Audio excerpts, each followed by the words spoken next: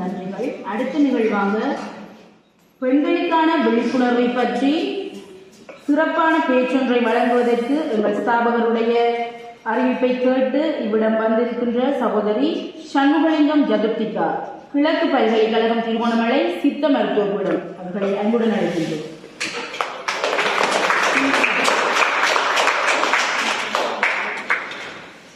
அனைவருக்கும் அன்பு வணக்கம்.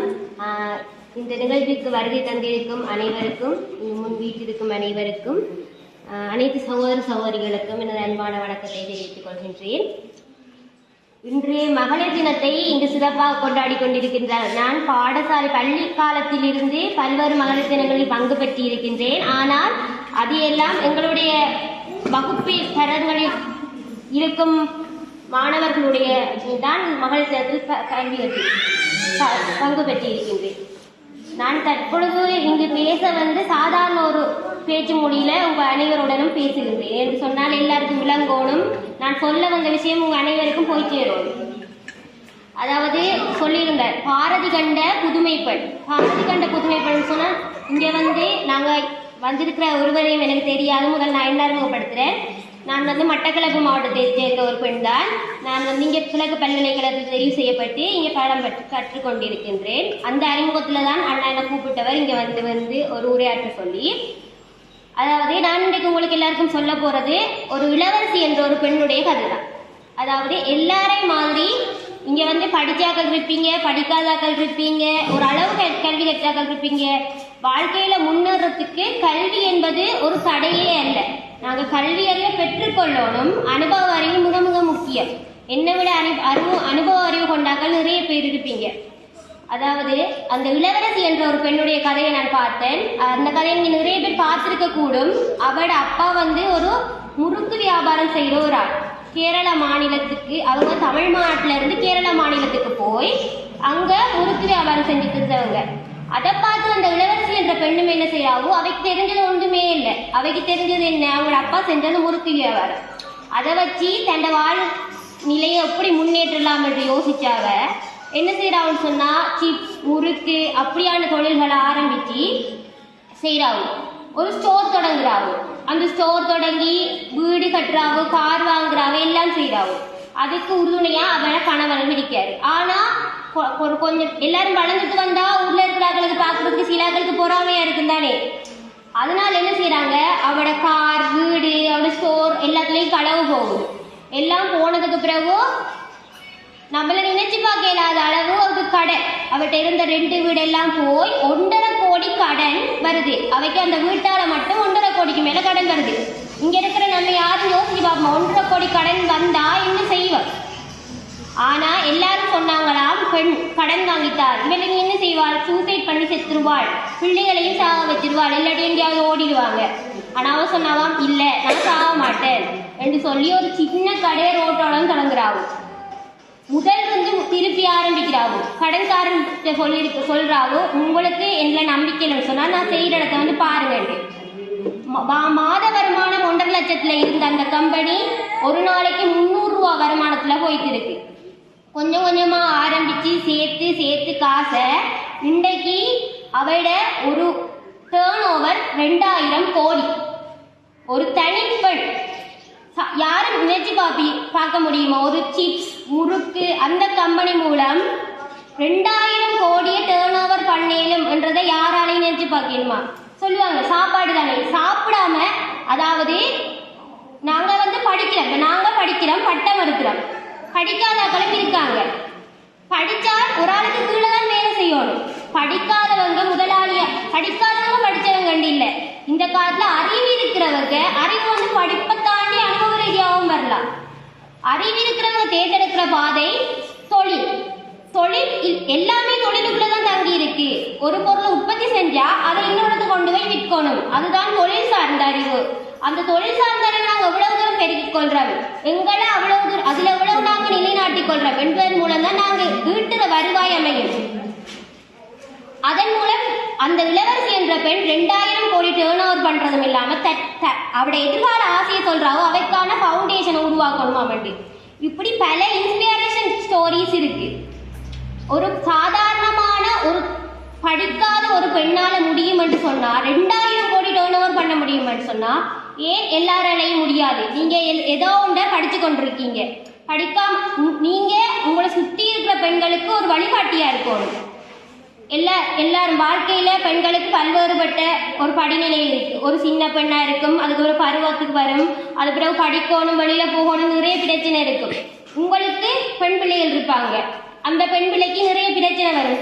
டீனேஜ்ல நிறைய பிரச்சனை வரும், அதுக்கு பிறகு நிறைய பிரச்சனை வரும். ஒரு பிரச்சனை வந்தோடனே அந்த பிள்ளைய வீட்டுக்குள்ள மட்டும் பூட்டி வச்சிடாதீங்க. அந்த பிள்ளையால முடியும் என்ற தைரியத்தை கொடுங்க. அந்த பிள்ளைய வெளியிடத்துக்கு அனுப்புங்க. நீங்க படிக்காதத அந்த பிள்ளை படிக்கணும், நீங்க செய்யாத அந்த பிள்ளை செய்யணும் என்று முன்னுக்கு கொண்டு வாங்க. ஆனா உங்களோட பிள்ளை மேல எப்பயும் ஒரு கண்காணிப்பு வச்சு கொண்டிருங்க. எனக்கு வயசு சின்ன வயசுதான், 24 வயசுதான். 2 அம்மா அப்பா இப்ப மட்டக்களப்பில் இருக்காங்க. நான் இங்க வாரேன், இங்க வாரத்தை சொல்லிட்டு தான் வாரேன்னு சொன்னா அவங்களுக்கு புது விடாம அனுப்புறதுக்கு யோசனை இருக்கும்.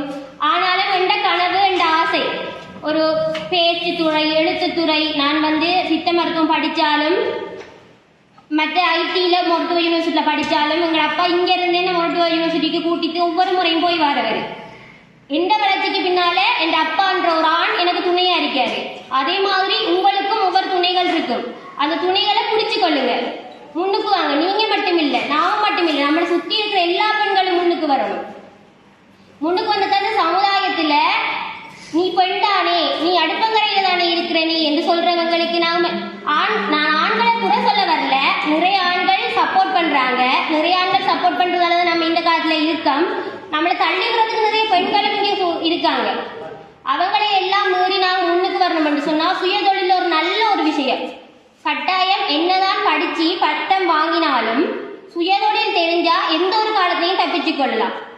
இப்பத்திய காலத்துல சுயதொழிலுக்கும் உணவு மார்க்கெட்டிங்கும் நேச்சுரல் ப்ராடக்ட் மார்க்கெட்டிங்கும் தையலுக்கும் நல்ல ஒரு மார்க்கெட்டிங் இருக்கு. உங்களுக்கு பொருட்களை உற்பத்தி செய்யறதோட அந்த பொருட்களை எப்படி மார்க்கெட்டிங் பண்ணணும் என்று ஒரு அறிவை பெற்றுக்கொண்டீங்கன்னு சொன்னா நல்ல ஒரு மேலே வரலாம். அதுக்கு ஒரு பிளாட்ஃபார்ம் கிஃப்கோன்ற ஒரு பிளாட்ஃபார்ம் இருக்கு. அது இப்பதான் எங்களுக்கு தெரிஞ்ச ஒரு பல்கலைக்கழக மாணவரால் உருவாக்கப்பட்ட ஒரு பிளாட்ஃபார்ம். அதாவது பனைசார் உற்பத்திகள், கைத்தொழில் உற்பத்திகள், அந்த உற்பத்திகள் எல்லாம் நீங்க படிச்சதுக்கு பிறகு வீட்டில் இருந்துடாம உற்பத்தி செஞ்சு அந்த ஆன்லைன் மார்க்கெட்டிங்ல போட்டிங்கன்னு சொன்னா அதை வெளிநாட்டு இப்ப எல்லாமே வெளிநாட்டு நீங்க டிவியில விளம்பரத்துல பார்ப்பீங்க தானே, எல்லாமே வீட்டில இருந்தே ஆர்டர் பண்ணலாம். அதாவது நமக்கு தேவையான பொருட்கள், தேவையான அரிசி பருப்பு எல்லாமே வீட்டில் இருந்து ஆர்டர் பண்ணலாம். அதே மாதிரி நீங்க செய்யற பொருட்களை அதில் போட்டிங்கன்னு சொன்னா உங்களோட பொருட்களை வேற ஆட்கள் ஆன்லைன்ல ஆர்டர் பண்ணி வாங்குவாங்க. இது எவ்வளவு தூரத்துக்கு சாத்தியமான நீங்க கேட்டீங்கன்னு சொன்னா சிறு கூலியா சேர்க்கறது தான் பெருசா வரும். நம்மளோட ப்ராடக்ட் வெளியில வரும் வரைக்கும் தான் அதுக்கான டைம் எடுக்கும். ப்ராடக்ட் வெளியில வந்துட்டோம்னு சொன்னா அதை நாங்க நல்லா முன்னேற்றிக் கொள்ளலாம். இது மட்டும் இல்லாம இன்னொரு ஸ்டோரி சொல்றேன். அந்த ஸ்டோரி என்னன்னு சொன்னா, அதாவது இளவரசி என்ற பெண்ணுக்கு கணவன் இருந்தாரு, துணையா குடும்பம் இருந்துச்சு. ஆனா ஒரு பெண், அந்த பெண் இந்தியாவில் கிருஷ்ணசுவாமி என்ற ஒரு பெண் திருமணம் செஞ்சு 26 வயசுலேயே டிவோர்ஸ் ஆகி 2 பிள்ளைகளோட நடுத்தரவுல நின்றவர்.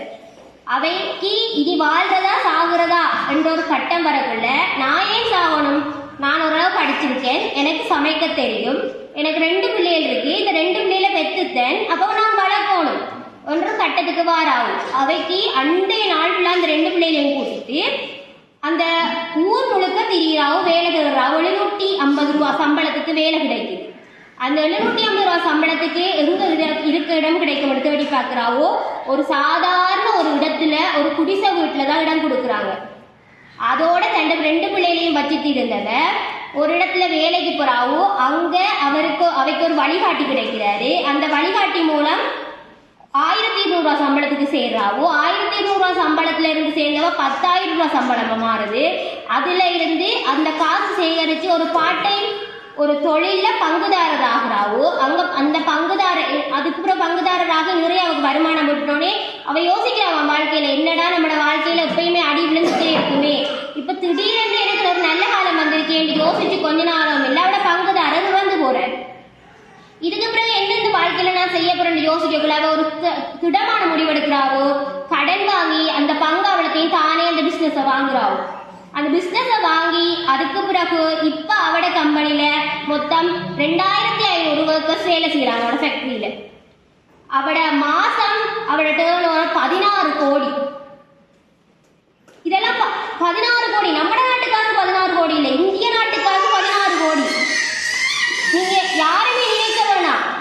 இதெல்லாம் என்ன தொழில் செய்யறது ஆரம்ப கட்டம் மட்டும்தான், எல்லாத்துலேயும் தான்.